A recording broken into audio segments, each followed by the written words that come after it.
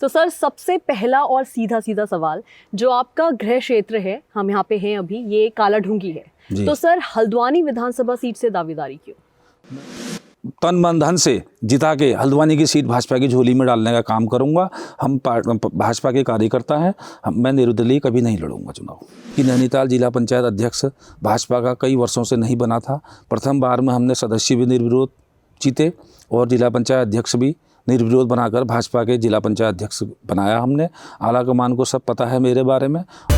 The पगडंडी presents रंगभूमि, जहां होगी जमीनी मुद्दों की बात। उत्तराखंड में चुनावी बिगुल बज चुका है और ये उम्मीद जताई जा रही है कि जल्द ही चुनावों की तारीख भी तय कर दी जाएगी। ऐसे में आज पगडंडी की टीम पहुंची है प्रमोद तोलिया जी के पास, जो अभी वर्तमान में वार्ड नंबर 38 के पार्षद हैं और साथ ही जिन्होंने हल्द्वानी विधानसभा सीट से दावेदारी सामने रखी है। तो सर सबसे पहले तो बहुत बहुत स्वागत है आपका।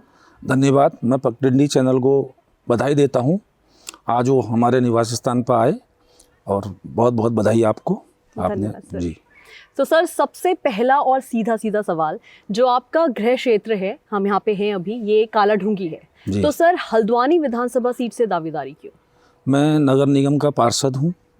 काफ़ी समय से हल्द्वानी में मेरा व्यवसाय है, मेरे ऑफिस हल्द्वानी में है, मेरा बचपन हल्द्वानी में कटा है और हल्द्वानी नगर निगम के पार्षद होने के नाते और भाजपा का वरिष्ठ कार्यकर्ता हूँ। लगभग 30 वर्षों से भाजपा की सेवा की है मैंने, तो इसलिए मैंने हल्द्वानी सीट को चुना।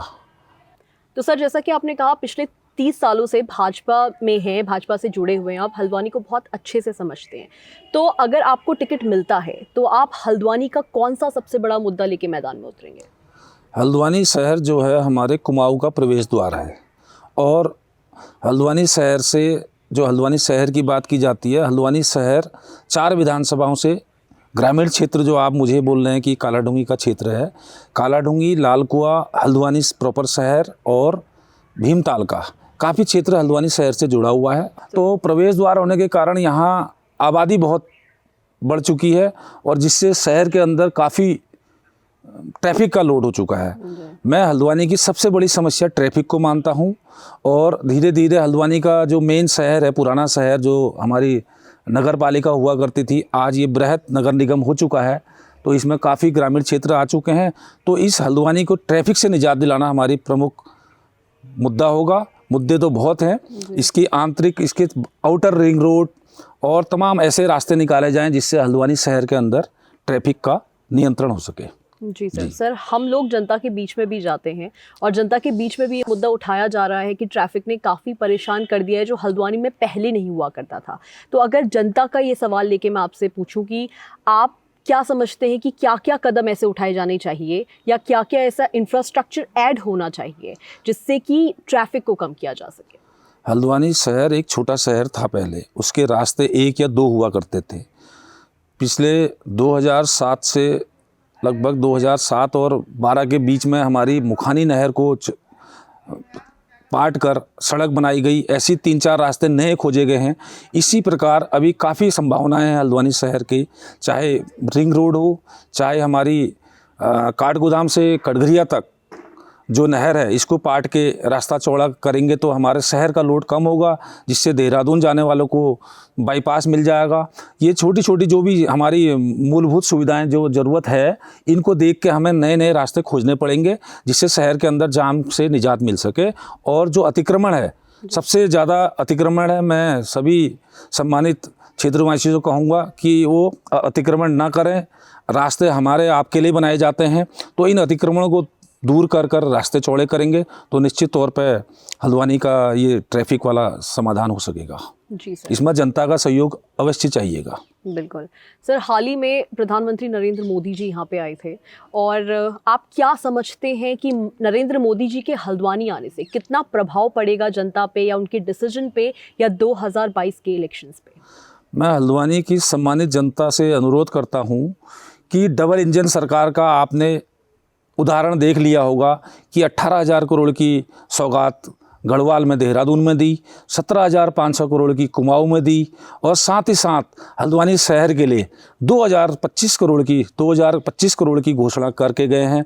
आने वाले सालों में हल्द्वानी की जो भी समस्याएं हैं वो 2000 करोड़ से मैं मानता हूं कि अवश्य पूरी हो जाएंगी और हल्द्वानी शहर बेहतर शहर की गिनती में आएगा। जी सर, लेकिन कहीं ना कहीं विपक्ष पे या जनता के बीच में कुछ ऐसी गुफ्तगू चल रही है कि मोदी जी को हल्द्वानी आना पड़ा, यानी कि ये माना जा रहा है कि कांग्रेस का पलड़ा इस बार भारी चल रहा है। कितना सहमत है आप इस बात से? देखिए, पिछले चुनाव में लगभग 6500 से हमारे विधायक के कैंडिडेट हारे थे और निश्चित तौर पे इस समय जो मोदी जी और हमारे धामी जी काम कर रहे हैं इस प्रदेश में, जब लगभग 35 से 40 हज़ार करोड़ की जो घोषणा हुई है, तो सारे उत्तराखंड की जनता, क्या हल्द्वानी की जनता समझ चुकी है कि यदि केंद्र में भाजपा की सरकार होगी और हल्द्वानी में कांग्रेस का विधायक बनाएंगे तो हल्द्वानी शहर के लिए अन्याय होगा। इसी प्रकार भविष्य में भी मोदी जी डबल इंजन की सरकार हमारे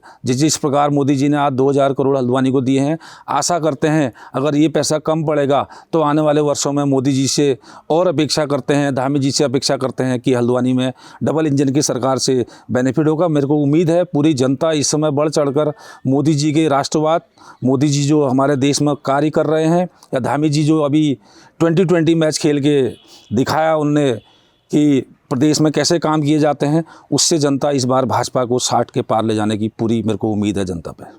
जी सर, आप जनता के बीच से आते हैं, आप लोगों के बीच से जाने जाते हैं। जैसा कि आपने खुद कहा कि आप हल्द्वानी को बहुत अच्छे से समझते हैं, आप बचपन से यहाँ पे रहे हैं, पले बड़े हैं। तो सर, अगर आलाकमान ने आपको ये जिम्मेदारी नहीं सौंपी तो क्या आप निर्दलीय लड़ना चाहेंगे? मैंने एक दावेदारी की है भाजपा के कार्यकर्ता होने के नाते। हमने अभी 5 चुनाव लड़े हैं। प्रधान जब हमारा ये गाँव था, शहर में नहीं था, तो अब प्रधान से लेके क्षेत्र पंचायत, जिला पंचायत, पार्षद और जिला पंचायत अध्यक्ष भी निर्विरोध बनाया। तो जनता ने जो भी चुनाव में मैं गया तो जनता ने भारी बहुमत से मुझे चुनाव जिताया है और ये 6ठे चुनाव की तरफ मैं विधायक की तरफ बढ़ रहा हूँ। अगर पार्टी ने मुझे टिकट दिया तो मैं अवश्य भाजपा की झोली में हल्द्वानी विधानसभा की सीट डालूंगा।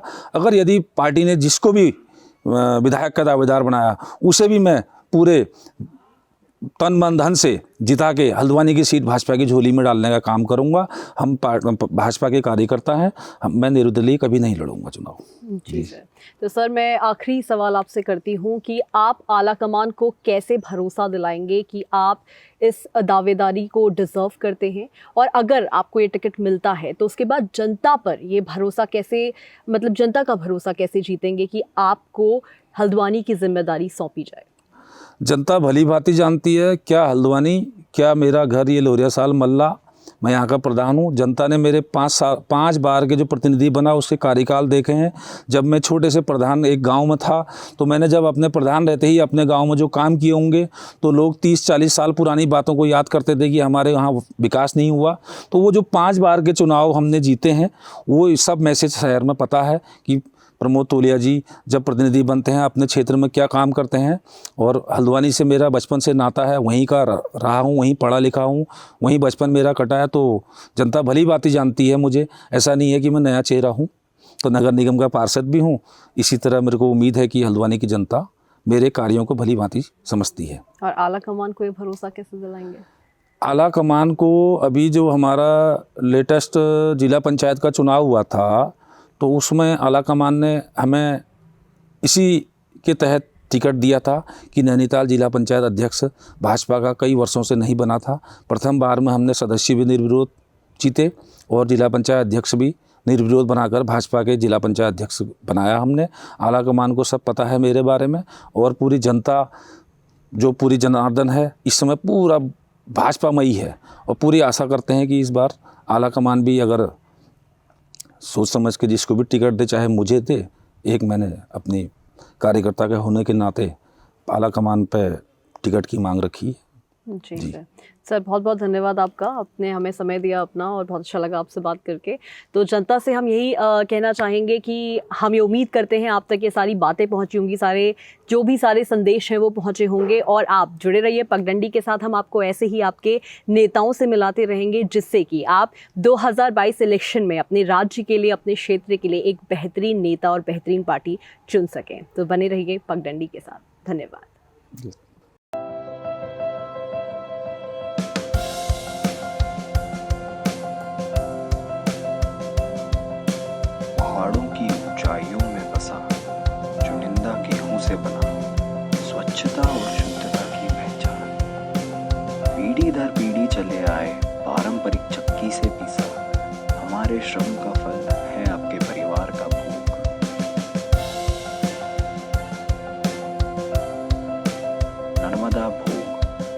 चक्की आटा, स्वाद वही